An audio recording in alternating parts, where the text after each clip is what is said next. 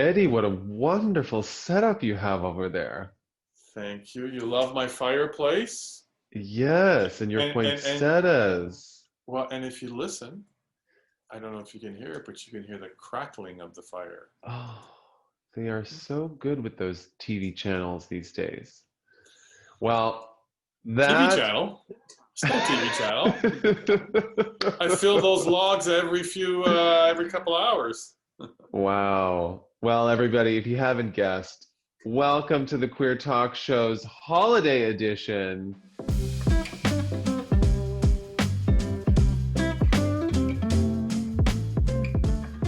I mean, 2020, folks, it's been a challenging year. We know that. We've experienced it ourselves. We know you have. This holiday season, though, we want to focus on what you can do for yourself, what gifts you can give yourself in order to find some sense of celebration to finish this year and look forward to 2021. Yeah, and this episode is all about choosing you. Choosing yourself.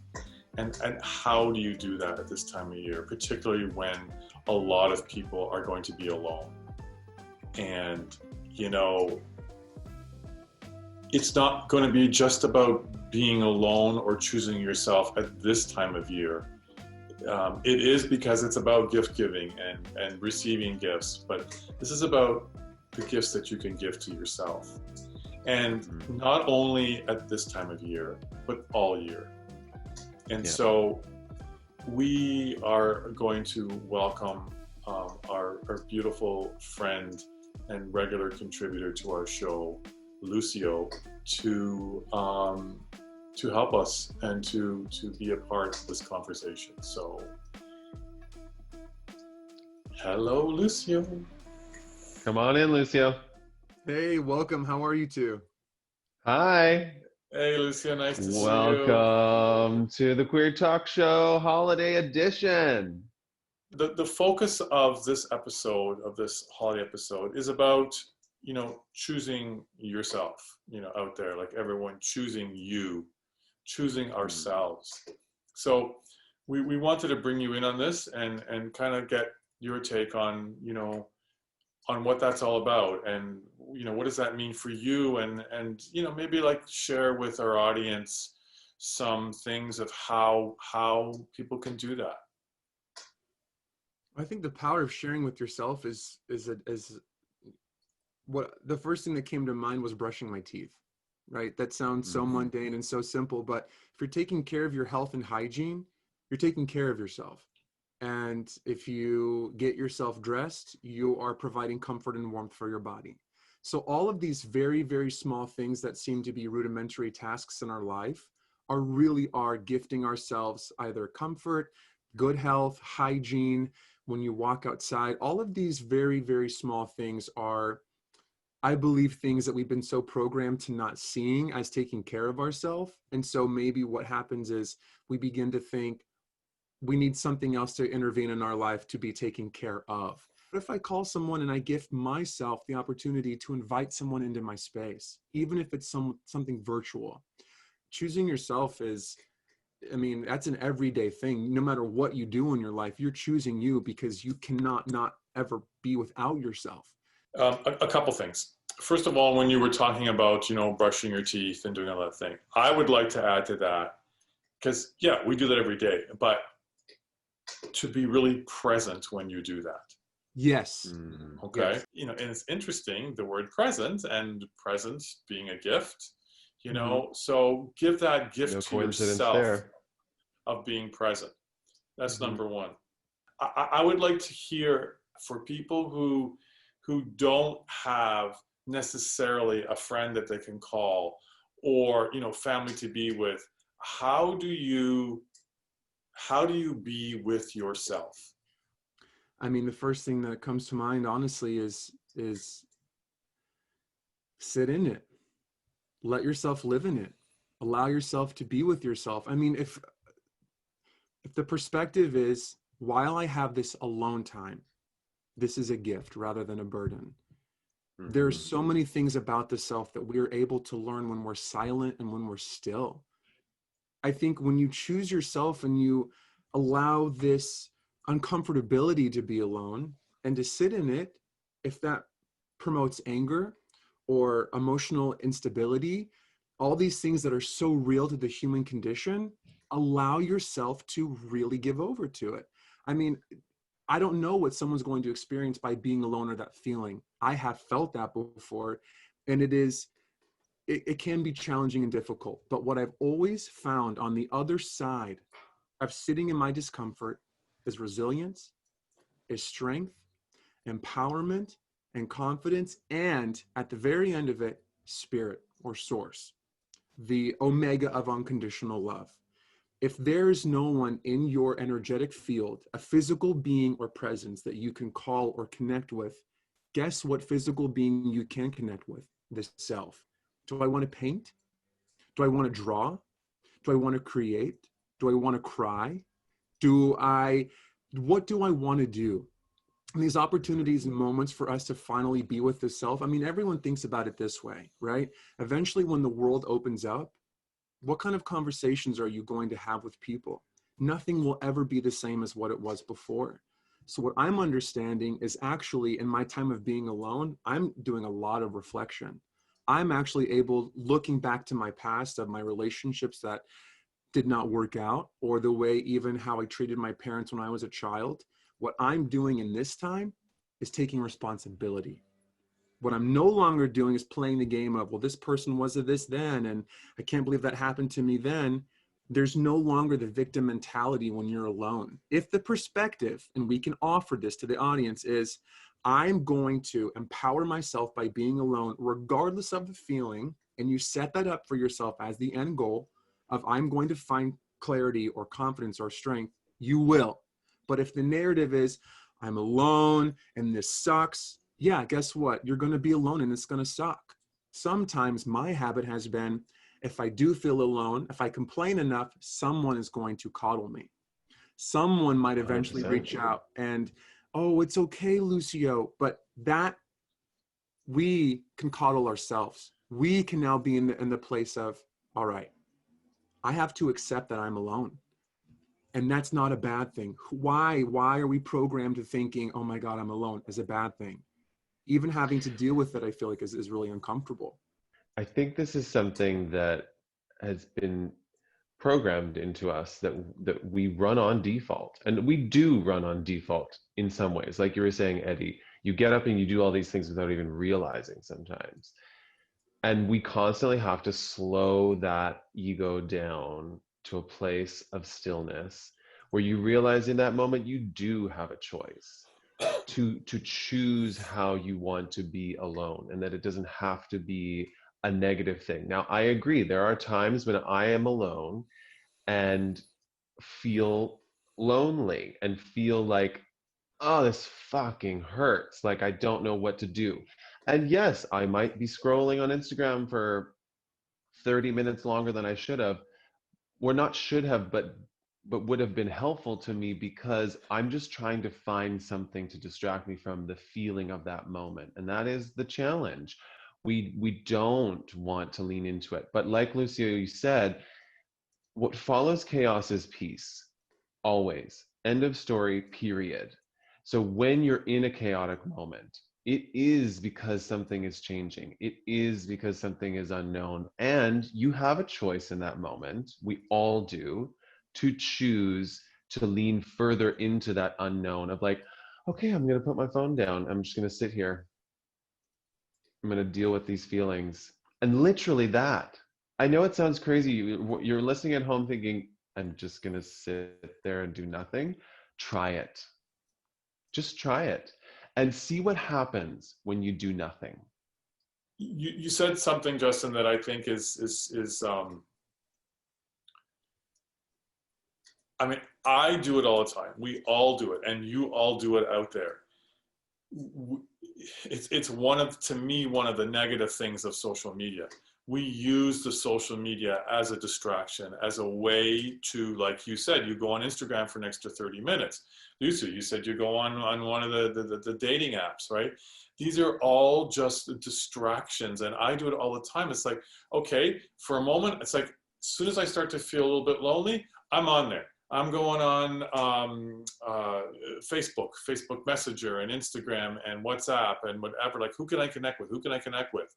Because you don't want to be with yourself. So we use that. We never had that. I mean, I didn't grow up with that stuff. We never had that. We had to experience being alone. So many people don't know how to choose themselves. And since we're talking about choose yourself, they are, and again, I think choosing other people is a distraction, so they don't have to look at themselves. They don't have to be with themselves. I know so many people, and that's why so many people go from one relationship to another relationship to another relationship, because they don't know how to be alone. They don't know how to be with themselves. They don't get to choose, or they do, but they haven't chosen themselves ever in their life. It's either their partner or their parent or somebody. So Justin, what would you say? How can people out there, how can they choose themselves? What's maybe some steps they can do, or some tools to choose yourself? And then Lucio, you go after that. So there's two things that I think are important when you think about this question. Number one is that you have to do some inquiry into yourself, which is, it's as simple as asking yourself some questions about what do you like? What brings you joy? What brings you happiness? And I can't tell you that. Nobody can. That is for you to explore on your own. And if you are sitting there going, I don't know, well, I ask you to then ask yourself more questions about it, because that is how we find things out. We have to just inquire. And I think we're not often encouraged to inquire. And as kids growing up, you don't want to ask too many questions, because that will make your parents annoyed. It's like, why this, why that, why that? Eventually you just get shut down enough that you don't want to ask more questions. And I'm telling you to ask more questions, because that's how you're going to get to know yourself. And once you get to know yourself, then you can start playing around. And I think that art is one of the most amazing gifts to humanity as a way to explore the self, your ego self, your personal self, your spiritual self. And that can take so many forms. I played piano my whole life, and then let go of it for like 10 years, and have rediscovered that I have this deep connection to the piano, that when I was suppressing my sexuality as a child, I used music and sports as a way to express myself freely. I didn't know it at the time. It was a subconscious thing. But as I connect to this instrument again in my adulthood as just a way to feel like I can express myself, things are coming up from my past that have shown me how much of a gift it was then. And so it may not be the piano for you. It may not be painting. It may not be drawing. But who knows what it is? And you're going to have to go on an adventure to figure it out. And as Lucio would say, you get to do that. Is it just a matter of taking that first step and doing something for yourself, whatever that is? I think it is important. And we've talked about this before, but small victories add up over time. Yeah. And so it's like yesterday when I was going to bed, I was like, I could check Instagram, and then I didn't. And I was like, tonight, it's not going to be the last thing I do before I go to bed. It's just not, because it doesn't own me. I'm choosing to go to bed without knowing what the world of Instagram is doing at midnight. And that's a small victory. And it may not happen again tonight, but it doesn't matter, because in that moment, I chose my rest, my rejuvenation. And again, there's nothing wrong with Instagram. It's not Instagram's fault. Instagram doesn't care. It's how it makes you feel. And we have to be in tune enough with ourselves, again, asking yourselves enough times and questions. Does this really make me feel good? You always know by based on how you're feeling. While you are spending your time alone, be creative with what you're asking yourself. And a helpful tip and tool, if I open my box and I see that I have my toolkit and I go, oh, cool. So I have the victim toolkit.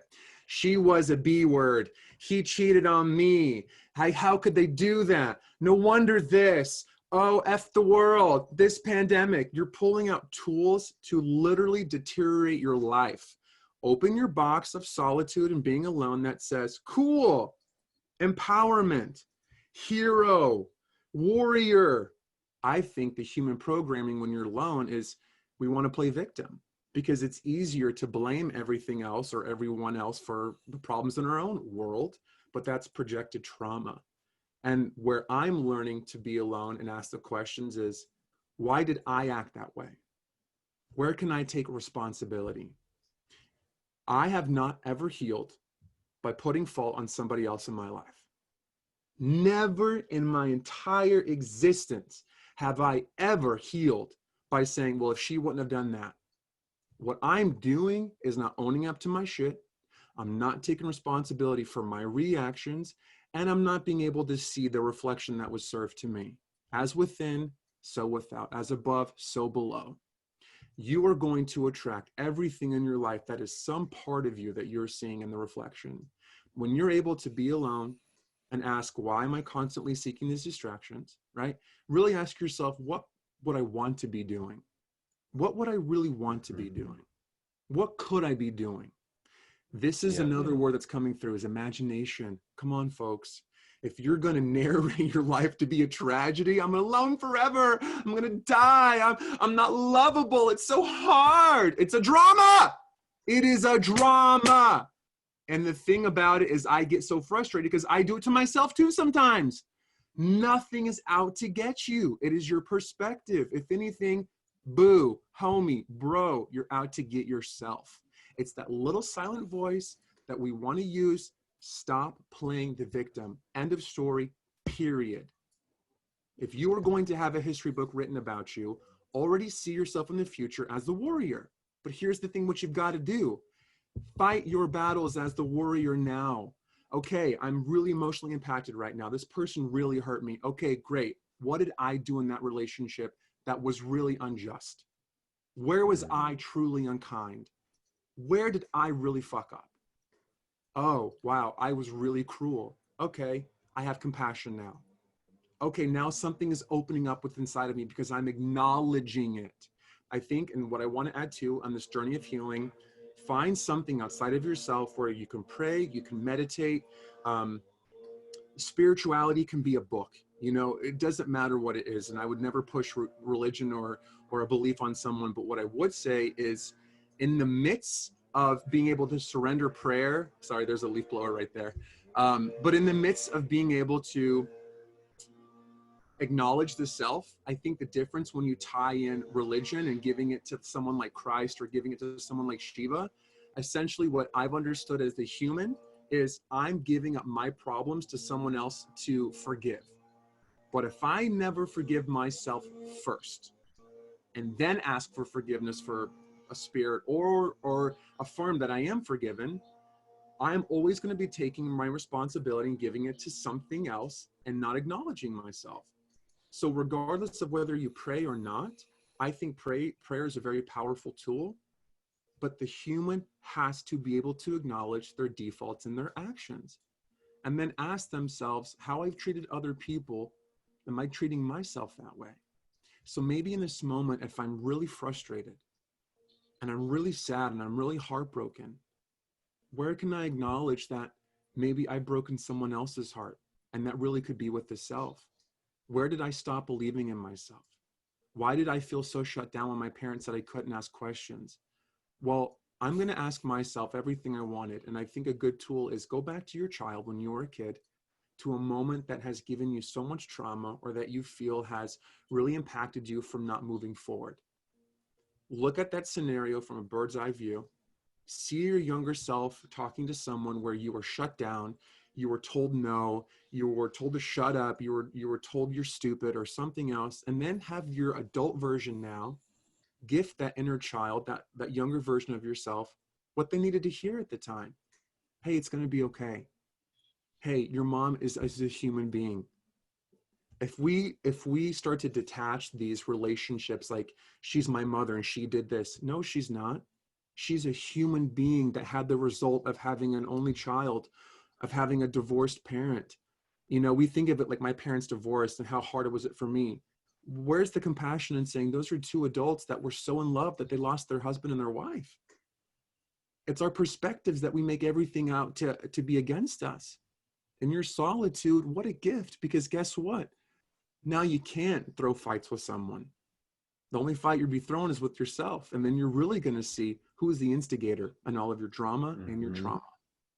In what you were talking about, I would like to add to that about stories. I mean, we create stories in our head, and I do that all the time. It's particularly over the last year in a relationship that I had. I kept creating stories. 99% of the time, they weren't true, but that's what we do. We create these stories and we act as if these stories are true, and they end up causing us such pain, and they're not true. Justin? And it's interesting to combine that with what you were saying about imagination, Lucio. It's truly, it is one of the gifts we can give ourselves is our imagination. And you touched on it, Eddie, by saying you create these stories. That is the power. So you created a story that wasn't true, that changed your entire mood. It changed your action. It changed your behavior. You also created a scenario, Lucio, where you also could change your mood by going back into your child. You have the ability in your mind, in your imagination, to create another story, a different story, one where you go back and rewrite the past, where you go back and relive that moment with your child in that childhood trauma. That is the power of imagination. It can go both ways. But again, it comes back to that agency that within yourself, you have the ability to choose how you want to use that gift. And as you said, Eddie, it can sometimes be really hard because you create something that's not helpful. But we can also use it to create something that is healing. I would like to say, and I love the example, Lucio, and I would love to leave this with people, is the box. You know, when you said you have the box of the box of being a victim and what you pulled out of that box, but then you went to that box where that was the box where you get to pull out what you want to pull out of that box. And for me at this time of year, I'd like to say is look into that box and what is it? What is the gift that you can give yourself? And we've talked a lot about some very deep and some serious stuff. And I like to end it with just something very simple. Like look in that box and say, okay, I'm feeling alone. So you know what? I'm going to watch a movie. I'm going to watch some Netflix. I don't normally do that, but I'm going to give that gift to myself. What a beautiful gift when you can just spend the evening just watching a movie. Or you know what? I'm going to take a bath and I'm going to light some candles and put it around me. I am going to do just something that really makes me feel good. I don't have to go out and do this and do that. What simple thing that I can do that's going to make me feel good? You know, choose yourself and give yourself a gift. And I would add to that by saying that 2020 as a whole has been a huge opportunity for so many people to give themselves something that they may have gotten from the world around them in previous years, because that was what we do. It was easy. And now we've been asked to have created some solitude. And I think this is why this is a collective opportunity for humanity in many ways to point inward and ask yourself what you can give yourself. Yeah, Lucio? Be kind to yourself. Be kind. Yep. Imagine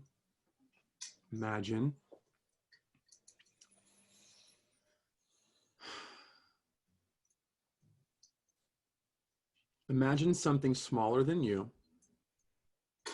that is fragile, that is tender and soft. And imagine yourself in two different characters, one of them that is constantly screaming and yelling at that object or that. Make it a life force, make it something alive, whether a child, a small animal, and then imagine one where you're holding it and you're loving it and you're caring for it and you're being tender with it. This is you. This is you. Gift yourself kind words of, I can do this today. I am beautiful. I love myself. I am working towards a better life. I know I can do this. You've got to be the teammate playing for you because you're the only one on your team. You're the only one on your team. What kind of coach are you? Gift yourself empowerment. How do I choose myself versus someone else? By choosing you. By saying, I'm gonna stay home. I'm gonna take a bubble bath. I'm gonna sing in the bathtub. I'm gonna put on some holiday music. I'm gonna put on my favorite album. I'm gonna watch a classic. I'm gonna watch an actor that inspires me. I'm gonna watch a story that excites me. That's it. And I think the more you do that, the more you will see how good that feels, and the more you're going to want to do that. Yep. You know? Let's end it with an affirmation. And normally I do the affirmations, but Lucio, we would be very honored if you share. Let's go through an affirmation. We'll just do it a couple of times, and then we will say goodbye. A wonderful way to be able to ground yourself when you're overwhelmed is to clear the mind by using your breath. Something I have learned is on your inhale, you take a deep breath through the nose, and the thought is just this breath. And as you exhale through the mouth, the mantra is just this moment. So inhale, just this breath.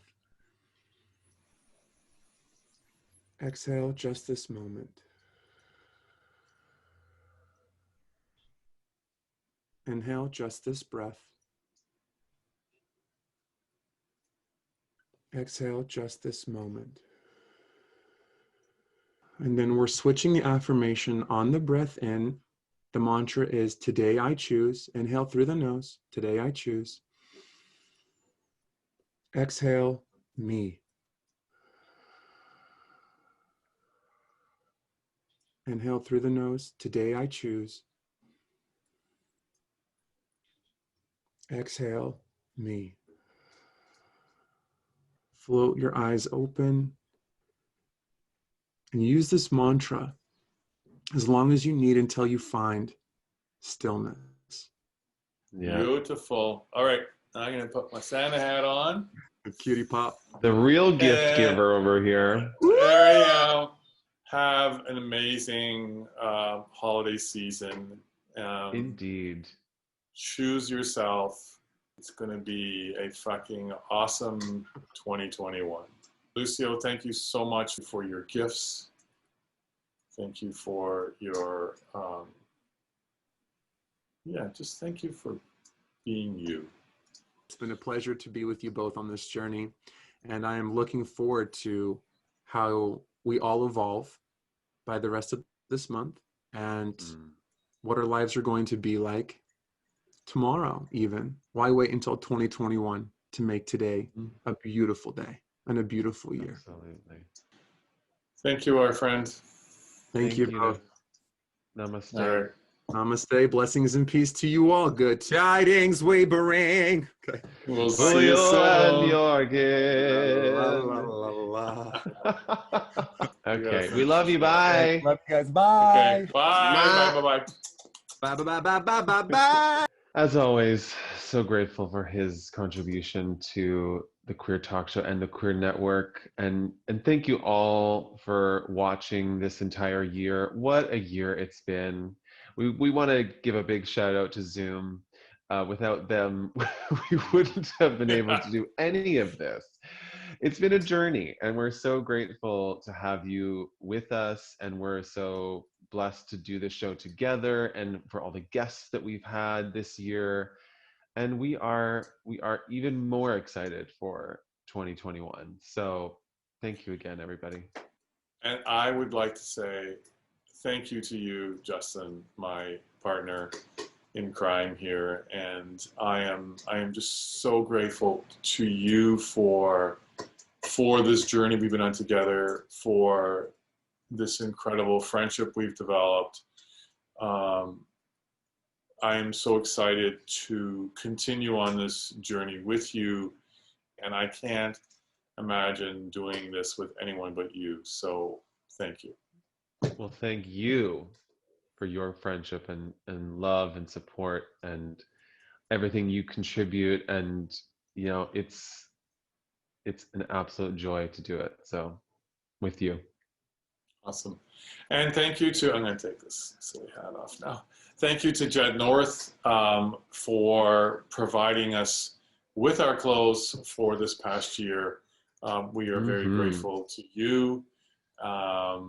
And don't forget to go to jednorth.com and enter our code, which we'll put on the bottom, and you get a 20% discount. And they are always having new things. They've got some great new things right now. So don't forget to check that out. All right, folks. Remember, keep it queer, keep it queer, keep it queer here. Keep it queer all year long. Keep it queer. Bye, everybody. Thanks again.